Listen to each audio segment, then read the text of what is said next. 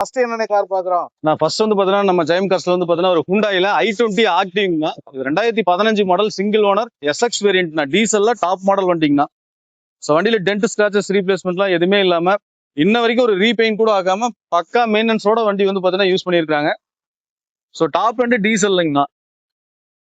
So வண்டியோட features பாத்தீங்கன்னா push button start வந்துடும், கீலெஸ் என்ட்ரி வந்துடும், ஏர் பேக் வந்துடும், ஏபிஎஸ் வந்துடும், கம்பெனி இன்பில்ட் மியூசிக் சிஸ்டம் எடுத்து டச் ஸ்கிரீன் செட் போட்டுருக்காங்க ரிவர்ஸ் கேமராவோட.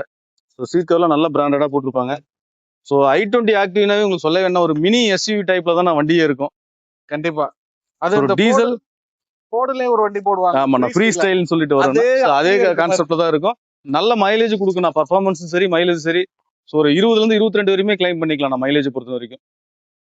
வண்டியுமே சூப்பரா இருக்கு. அந்த ஆக்டிவ்ங்கிறது உள்ள டாப்லாம் வந்து ஆமா, நான் உங்களுக்கு டாப் மேல எல்லாமே பிளாக்ல வந்துரும். சோ இந்த பீடிங் அதெல்லாம் கொஞ்சம் வந்துரும். டயர் சைஸ்மே பாத்தீங்கன்னா இன்க்ரீஸ் பண்ணிருப்பாங்க. நார்மல் எலைட் i20க்கு இதுக்கும் பாத்தீங்கன்னா கொஞ்சம் இன்க்ரீஸ் பண்ணிருப்பாங்க. அதுவும் டீசலுங்கனால மைலேஜ் உங்களுக்கு 20 வரையும் தாராளமா கிளைம் பண்ணிக்கலாம். ஓகேண்ணே. லாங் டிரைவுக்கு சூப்பரா இருக்கும். ஆமா ஆனா எவ்வளவு கேக்குறீங்க? என்ன ஃபைனான்ஸ் கிடைக்கும்? ஆனா இது 2015 மாடல்னா சிங்கிள் ஓனர் கண்டிஷன்ல இருக்கு. டீசல் டாப் எண்ட் மாடல்னா இந்த வண்டிக்கு நம்ம ஜெயம் கார்ஸ்ல 5,25,000 கோட் பண்றோம்னா பிக்சட் இல்ல, ஒரு சின்ன டிஃபரெண்ட்ல நெகோஷியல் ஆப்ஷன் பண்ணிக்கலாங்கண்ணா.